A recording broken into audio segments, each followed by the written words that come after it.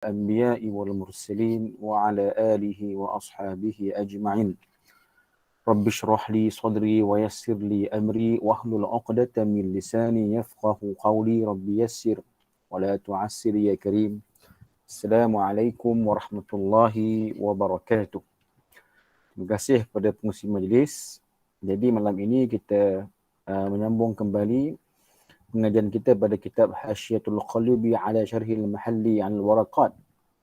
Ada tajuknya Ta'arudul 'Ami wal Khas, iaitu pertembungan ataupun kontradiksi secara zahirnya nas-nas yang umum bersama nas yang khusus. Okey, kita dah bincangkan sebelum ini ta'arud beberapa jenis am dan am, khas dan khas. Sekarang ini pertembungan itu berlaku di antara am dan khas. Okey, am dan khas. Okey, kata musannif, qala musannif rahimahullahu ta'ala, wa in kana ahadu, nampak anda skrin ya? Wa in kana ahaduhuma 'aman wal akharu khassan fayakhussul 'amu bil fayakhassu al 'amu bil khasi. Sekiranya salah satu daripada nas tersebut umum. Okay, kita tengok dia punya nas matan. Nas matan tu kata kalaulah salah satu daripada nas tersebut umum, wal akharu khassan, dan kemudian pula nas yang lain yang dilihat macam ada ta'arud itu ialah khas.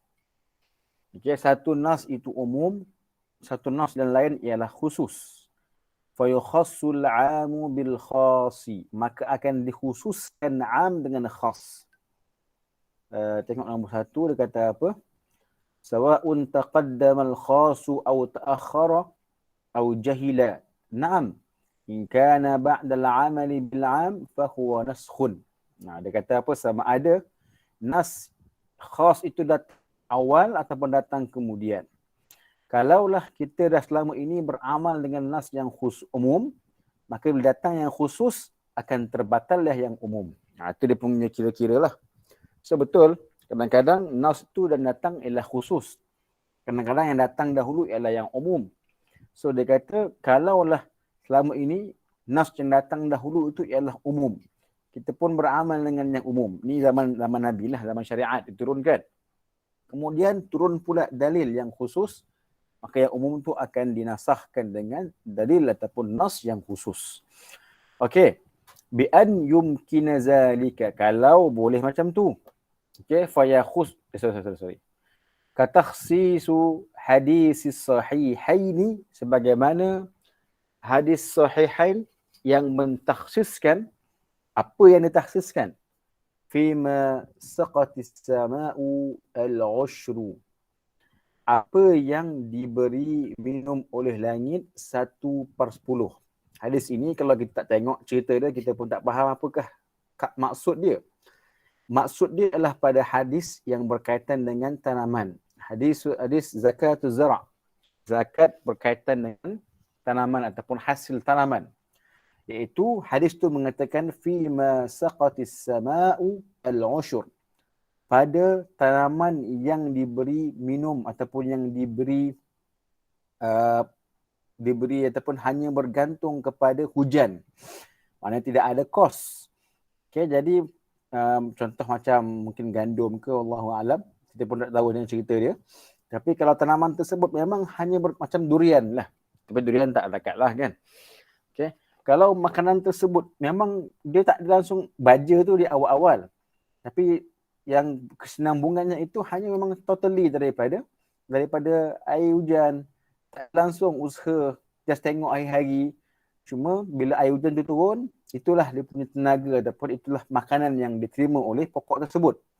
Kalau macam itulah jenis ataupun tabiat pokok itu ataupun tanaman tersebut, maka dia punya zakat dia al-ushur, 1/10 daripada hasil dia. Hasil tu pula hasil yang telah pun dikeringkan. Ada dia punya kaedah dia. Bukan hasil yang kita dapat durian ataupun dapat makanan terus kita timbang banyak-banyak. Bukan. Kena buka dahulu. Ada dia punya kaedah dia kan. Ada cara-cara lah, bukan timbang hidup-hidup. Bukan. Okay. Tapi yang penting dalil tu mengatakan 1/10 ialah pada tanaman yang semata-mata ia bergantung pada hujan ataupun air hujan. Tak ada kos-kos lain untuk membesarkan, menyuburkan tanaman tersebut. Tapi itu hadis tu umum tak? Umum. Bihadithihima, dengan hadis yang lain, dia kata laisa fi ma duna khamsati awsuqin sadaqatun.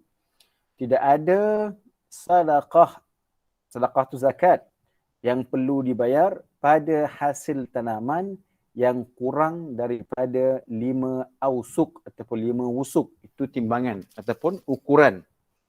Jadi hadis pertama kata segala jenis tumbuhan ataupun tanaman yang ia bergantung hasil daripada langit bayar 1/10.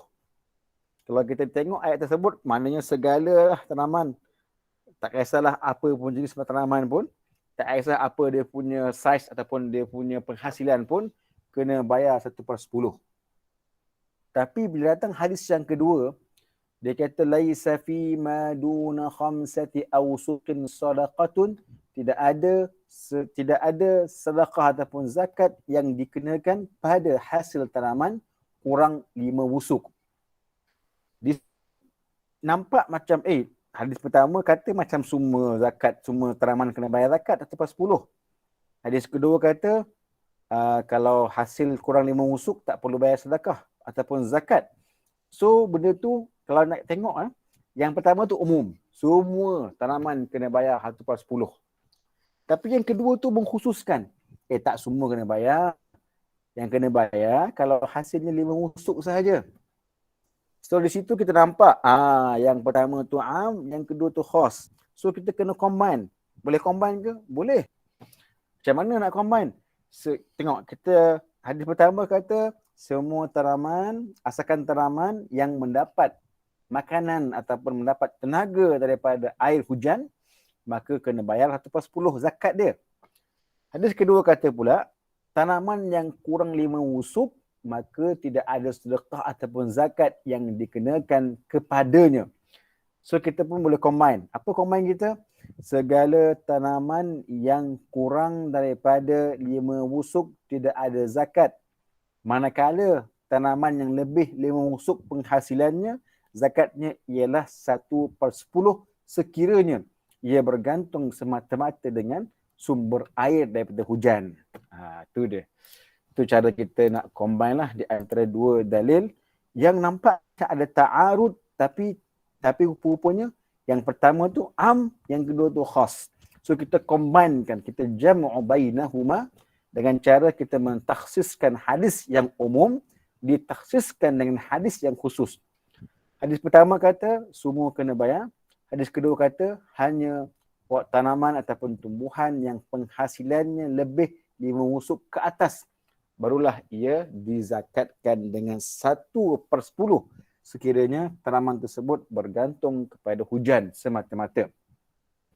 Wa in kana kullu wahidin minhuma 'aman min wajhin wa khasan min wajhin fayukhassu umum kullu wahidin minhuma bi khususil akhari. Ni agak baca betul-betul.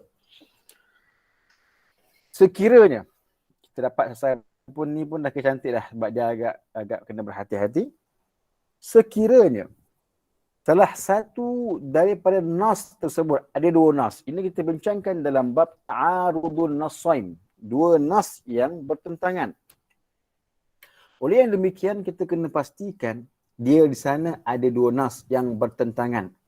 Cuma dalam subtopik ataupun masail kali ini, masalah pada kali ini ialah dia dua nas ini bertentangan pada satu wajah. Satu wajah nampaknya satu sudut kita lihat, okey. Daripada satu sudut yang lain kita melihat bahawasanya nas ini adalah umum. Namun dalam sudut yang lain nas yang sama juga adalah khusus. Demikian juga nas yang lawan dia tu. Nampaknya ada umum dan khusus yang membuatkan mereka bertentangan. Tetapi kedua-dua nas itu ada am dan khusus masing-masing. Apa kata Syekh ni? Dia kata, apa kata Syekh Imam Juwaini? Dia kata, maka yang umum itu akan dikhususkan. Yang umum pada dalil yang pertama akan dikhususkan pada dalil yang kedua. Yang umum pada dalil yang kedua akan dikhususkan oleh umum yang pertama. Dia terbalik, the cross. Dia the cross di antara dua dalil tersebut. Macam mana? Contoh kita mungkin akan nampak. Bi ayyum kinazadika, kalau benda tu boleh buat. Contohnya, wa misaluhu hadithu Abi Dawud wa ghairihi. Hadis Abi Daud dan yang lain daripada Abi Daud. Maknanya banyak yang meriwayatkannya. Yang berbunyi, hadis tu kata apa? Idza balagha al-ma'u qullatain fa innahu la yanjusu. Kalaulah air tersebut, air ni air yang bertakung dalam bekas, dia lebih 2 kolah bilangan ataupun kandungan air tersebut, fa innahu la yanjusu, maka air tu takkan najis. Takkan menjadi najis. Okey? Takkan menjadi najis. Asalkan 2 kolah je, so dia tidak ada istilah air tu jadi najis. Tetapi hadis ini dilihat macam ada pertentangan dengan hadis Ibnu Majah. Di mana hadis tu Nabi kata, al-ma'u la yunajjisuhu syai'un illa ma ghalaba ala rihihi wa ta'mihi wa launihi. Air itu tidak akan dinajiskan oleh mana-mana perkara, melainkan sekiranya air itu berubah pada bau, warna dan rasa. Okey. Apa yang hadis pertama, kedua tu, ada yang pertama am dan khas, ada hadis kedua yang am dan khas. Apa penerangan dia? Baca matan. Dia kata fal awwalu khasun bil qullataini amun fil mutaghayyir wa ghairihi. Hadis yang pertama, hadis mana?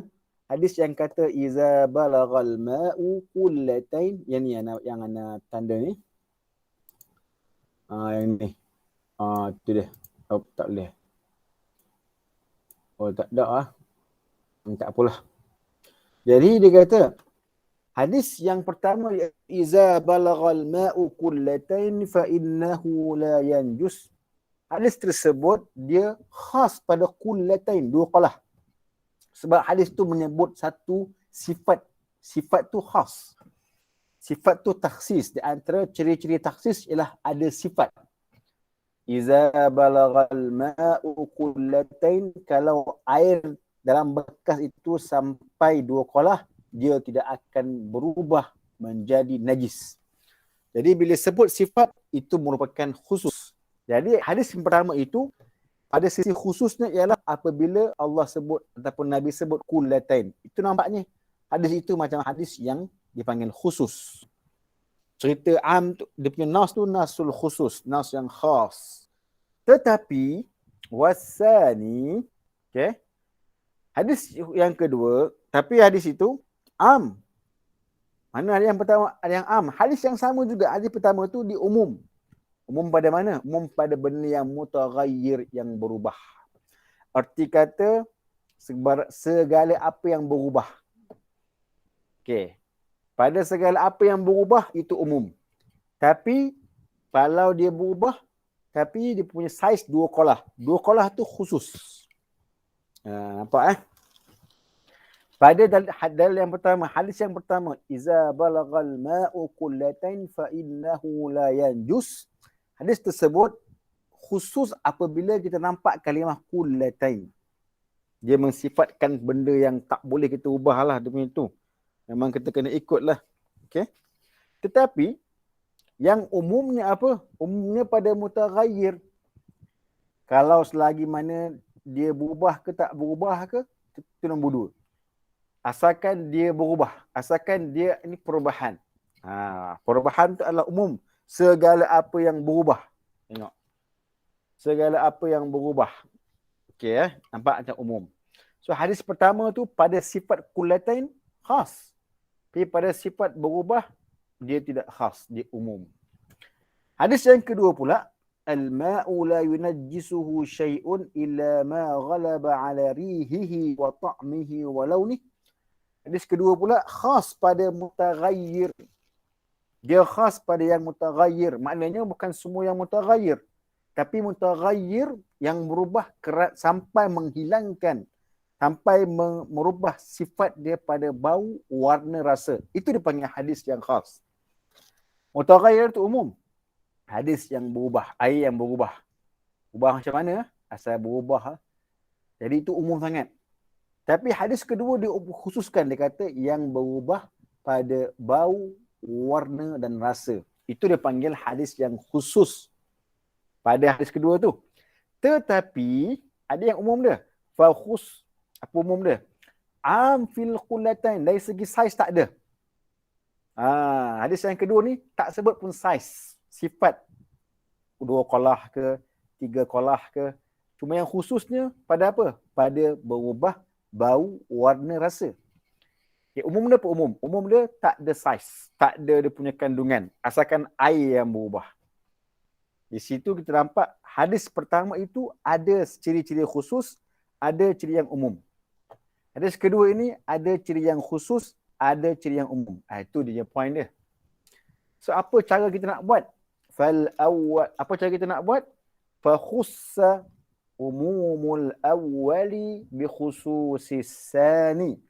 Hadis yang pertama tu khusus, ataupun hadis yang pertama, sifat khusus, sifat umum hadis pertama akan dikhususkan oleh hadis yang kedua. Macam mana tu?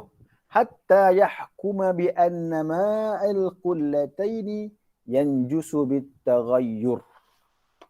Sehingga bila kita baca dan kita combinekan, apa ya? Okey, sabar dulu. Tengok apa yang umum yang pertama. Umum yang pertama, air itu berubah kan?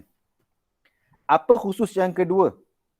Perubahan dia itu ialah, perubahan dia itu apa? Wasat khas fil mutaghayyir am. Okey, sorry. Hatta yahkuma bi anna ma qullatain. Ni yang bawah ni. Tengok dalam matan. Sampai kita membuat hukuman, air 2 kolah akan najis kalau berubah. Kita tengok. Hadis pertama, apa yang umum dia? Air itu berubah. Okey. Air itu berubah. Sorry. Umum yang pertama apa? Mana umum yang pertama? Umum yang pertama ialah afil mutaghayyir. Sebarang yang berubah. Okey.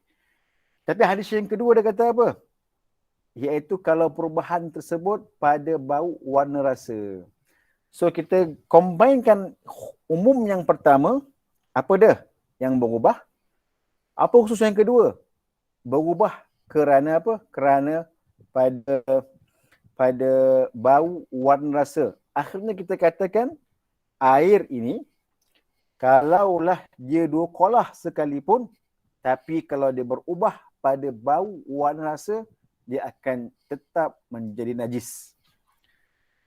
Kerana hadis pertama kata iza balaghal ma' qullatain, asalkan 2 kolah takkan najis. Hadis kedua kata air jadi najis jikalau berubah bau, warna, rasa. So kita ambil kita cross air tu walaupun lebih 2 kolah tapi akan najis kalau perubahan itu berlaku pada bau, warna dan rasa. Itu point dia. So kita hadis yang pertama tu, kita kesimpulan tu kita kena tarik daripada yang kedua. Air walaupun lebih 2 kolah, tapi kalau dia berubah bau, warna, rasa, tetap hukumnya najis. Okey. Hukum kedua pula ialah khussa umumus sani. Apa umum yang kedua? Pada 2 kolah. Okey. 2 kolah tu umum yang kedua. Umum yang kedua pada saiz. Apakah khusus yang pertama? 2 kolah. Hatta yahkuma, sehingga kita hukumkan bi anna ma dunal qullatain yanjusu wa illam yataghayyar. Hadis pertama kata kalau air itu lebih 2 kolah dia takkan bernajis. Hadis kedua kata air itu takkan dinajiskan melainkan jika berubah bau, warna, rasa. Apa cara kita keluarkan? Kalau dia tidak sampai 2 kolah, dia tetap akan najis walaupun tidak berubah. Sebab hadis yang kedua ni diumumkan pada air yang berubah. Hadis yang pertama pada sifat dua kolah. Jadi bila kita crosskan, air yang tak sampai dua kolah tetap akan najis sekalipun ia tidak berubah. Okey, itu cara para ulama usul fiqh membuatkan amul khas min wajhin ila wajhin. Dua hadis ataupun dua nas yang bertentangan, ulama A dia nampak ini khas, ini am. Ulama B nampak sebaliknya, ini am, ini khas, dan dia akan terus cross. Jadi itulah cara ulama kita membuat kesimpulan dengan hadis yang ada am, ada khas. Tapi yang ini umum pada wajah ini. Dan dia juga khas pada wajah ini. Jadi dia pun dibuatkan cross. Dia silangkan, maka itulah hasil. Itulah mazhab kita Syafi'i. Air kalau banyak macam mana pun, tapi kalau berubah bau, warna, rasa, dia akan najis. Air walaupun tak berubah, tapi kurang dua kolah, dia akan najis kalau dia mulaqah bin najis ataupun jatuh pada najis ataupun dia bertemu dengan najis. Itu kaedah dalam mazhab kita dan dipakai mazhab tu. Yang hukum tu kita pakai, kita belajar dalam bab taharah. Tapi inilah proses pembuatan hukum yang diijtihadkan oleh Al-Imam Syafi'i menerusi hadis yang ada am dan ada khas. Okey. Okey. Fa illam yumkin, sambung sikit lagi. Fa illam yumkin takhsis umumi kullin minhuma bi khususil akhari uhtija ila tarjih bainahuma fima ta'arada fih mithaluhu hadisul Bukhari man baddala dinahu faqtuluh. Kalau tak boleh untuk kita combinekan macam tadi itu, kita silangkan antara dua hadis yang dilihat pertentangan itu, apa kita buat? Ia memerlukan uhtija ila tarjih, perlu ada penterjihan pada perkara yang wujudnya pertentangan.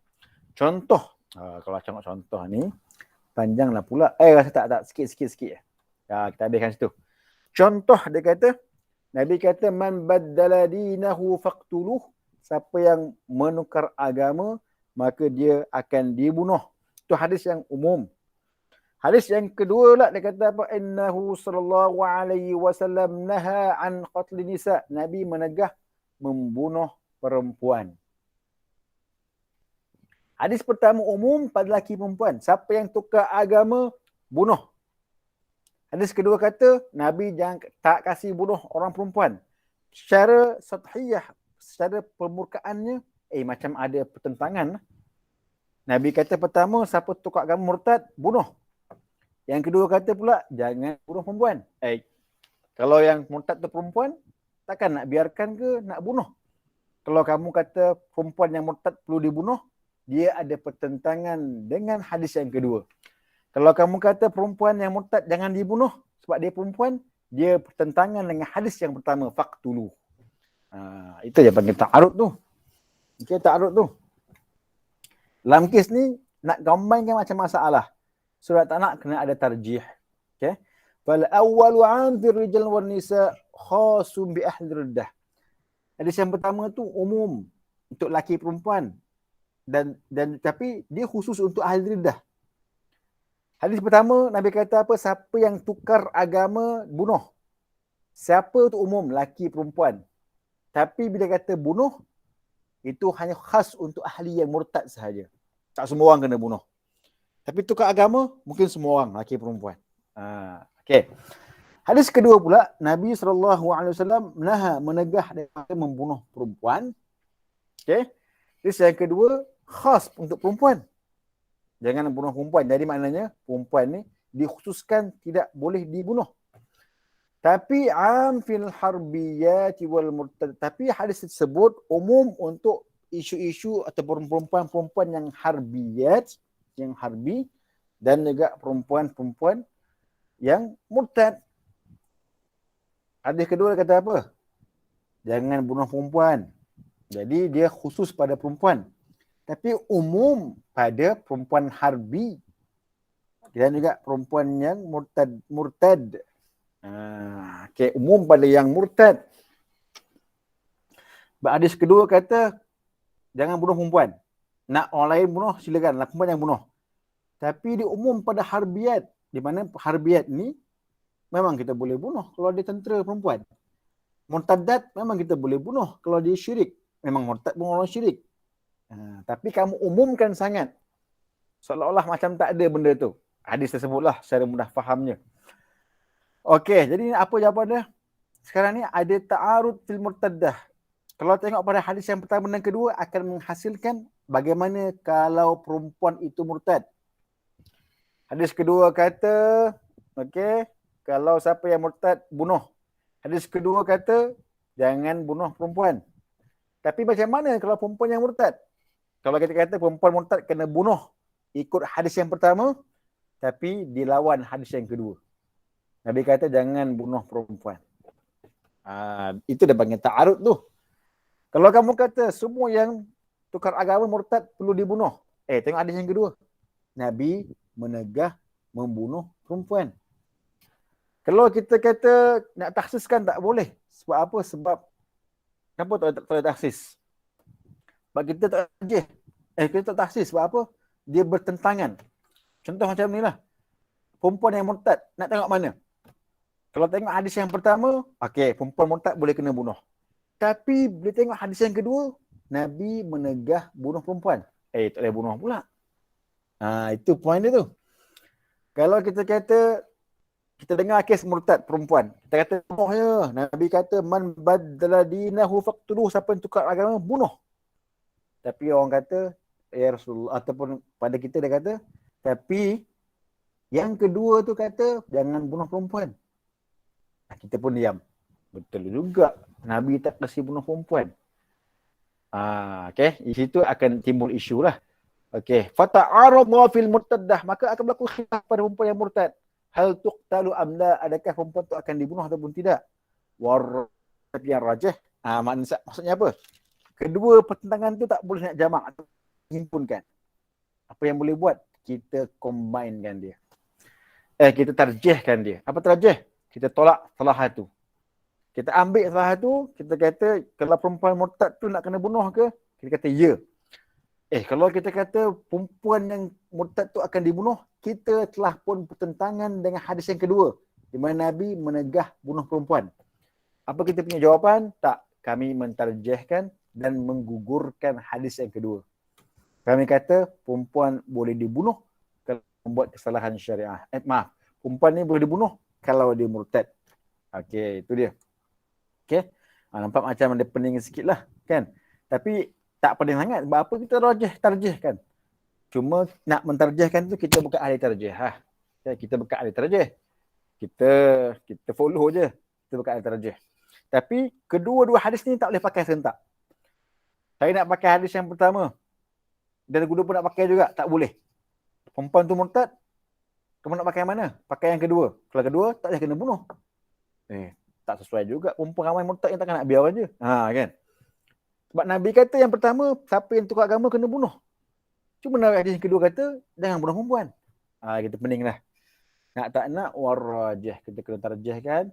Siapa yang murtad akan dibunuh, walaupun perempuan. Jadi kalau orang kata, kenapa kamu kata perempuan? Sedangkan Nabi menegah bunuh perempuan. Saya tak ambil hadis tu. Saya tarjihkan hadis yang kata, siapa yang tukar agama, dia perlu dibunuh. Saya tak tengoklah hadis kata Nabi larang membunuh perempuan. Okay. So orang kata kenapa kamu tarjih kan? Dia nak tarjih tu banyak cerita lah. Itu yang kita baca kitab Ilal Usuliyin ni yang kita bincang pada 2 minggu lepas. Macam mana awak tarjih ni? Pakai apa je metod ni? Nak kata metod tarjihan itu cerita yang agak panjang dalam ulama usuli. Itu buku lain kita buka lah, buku yang lebih mutawalat, lebih panjang untuk faham macam mana ulama kita mentarjih ya. Okey. Tajuk hari ni agak berbelit tapi kita mudah faham, contoh tu kita mudah untuk lihat lah. Jadi tidak senang sebenarnya untuk mengambil dalil langsung daripada nas Al-Quran ataupun hadis, melainkan kita memiliki malakah untuk mengistimbatkan ahkam yang datang daripada ilmu kalam, ilmu usul dan juga ilmu hadis dan sebagainya. Okey, sampai tu je kita punya perbincangan. Mudah-mudahan memberikan manfaat. Nanti kita sambung semula pada ta'riful ijma' wa bayani hujjatihi. Ta'rif ijma' dan menerangkan sejauh mana penghujahan untuk menggunakan ijma' tersebut. Allah Subhanahu wa taala alam. Assalamualaikum warahmatullahi wabarakatuh.